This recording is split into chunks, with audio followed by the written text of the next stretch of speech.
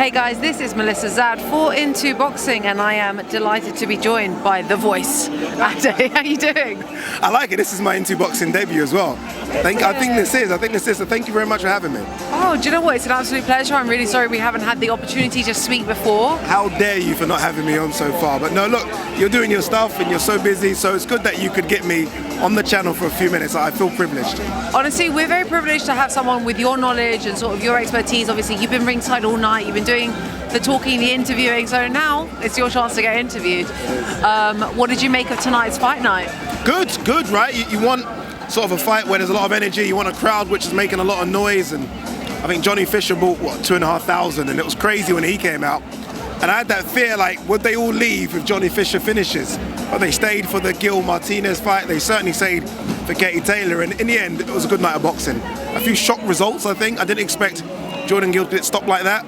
But Kiko's a war horse. And in the end, Katie shut the show down. And yeah, it'll be interesting to see what happens next with Katie. Because it wasn't her best performance. And you kind of look at some of the girls coming up, Alicia Baumgardner and others, and you think, oh, is it a bit too risky to put Katie in with those now? But there's still a few more journeys left for Katie. I just wonder what next. It's interesting actually, because I agree with you. I don't think it was Katie's best performance. I think that her opponent, Carabajal, I've been practicing that. Good, that's perfect. Because everyone on comms has been saying Carabajal. They've missed out the other race, so well done. Thank you. I think that she was a very game opponent actually. She had a lot more fight in her than I expected. And Katie, obviously, she picked up moments when she was going to engage, when she wasn't. But obviously the talks are Katie in Croke Park, and I think, you know, as a boxing fan, the only fight I'd like to see her do in Croke Park with that homecoming would be the Serrano rematch. Yeah, it has to be. I was at Madison Square Garden, lucky enough to be there for it, and it was insane. Honestly, in terms of atmospheres, and I'm going to name drop here, I spoke to Anthony Joshua about this. Pick that one up off the floor. But in terms of atmospheres, AJ against Usyk at Spurs was incredible. But Katie Taylor and Amanda Serrano, half was Irish, half was Puerto Rican. It was amazing. My only thing about that going to Croke Park is that it's going to be 99% Irish. Yeah. And I feel like it deserves to be split again. So I'd love it to go back to Madison Square Garden because I feel like that's fair, it's split. But look, if you're going to go Croke Park, 80,000, and Amanda Serrano is the only dance partner it makes sense with. So fingers crossed. Eddie, you heard him after he says he can do it. I always put pressure on him, like, go on, can you do it, Eddie? You got to do it now. He said it in front of thousands, so hopefully it can happen because it's the only fight that makes sense, and I feel like that could be our final fight as well. And it'll be a nice way to say goodbye to the sport and what she's done for the sport for the last 20 years or so. She's such a pioneer, but you make a really good point because obviously there's a massive Irish community in New York, and there is not going to be a massive Puerto Rican community in Ireland. So yeah, a very valid point.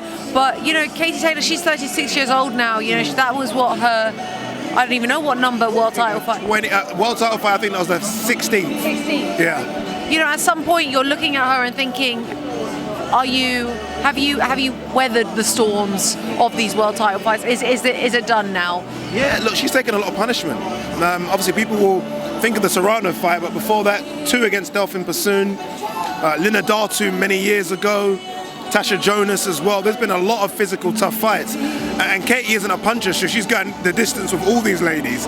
And that takes its toll. All the amateur career, she spars men sometimes, so it's all taking its toll. That's why, if there is one more, and I only want it to be one more, Serrano, say goodbye, and everyone can thank her and give her her flowers, because it's a young person's sport, and she's 36 now, and it's been a lot of tough fights. In terms of obviously the Jordan Gill versus Kiko Martinez fight, you know, some call it an upset, others call it expected. You know, Kiko's obviously very compact, he knows what he's doing, he's a dangerous fighter at that weight. I felt that Jordan was, you know, he was doing very well keeping him at bay. He was using great movement, great lateral movement, using his footwork really well. But what were your thoughts around it? Yeah, look, I mean, Kiko's the gatekeeper. You want to get it to that world level, unfortunately, you have to go through him and only him. Yeah. And sometimes you just find out people's levels. I mean, there's no shame. Jordan got to European level. He's a European level fighter, but maybe he just doesn't have that X factor to go to world level. And sometimes that's either boxing ability, punch power, experience. Maybe he doesn't have a bit of everything. In the end, I kind of expected it to play like that because I thought you can't box Kiko for 12 rounds. There's going to be a time where you've got to stand and trade. Yeah.